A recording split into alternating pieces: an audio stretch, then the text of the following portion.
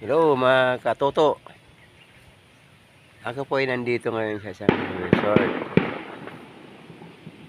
Dahil sa mainit at malingasang araw, nagpapalamig ako dito sa isang napakasarap maligo sa swimming pool.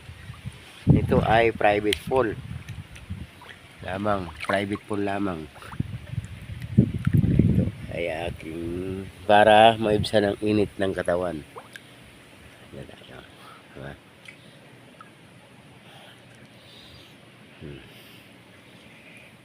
Ayon ang aming kwarto, ang aming tinitirahan.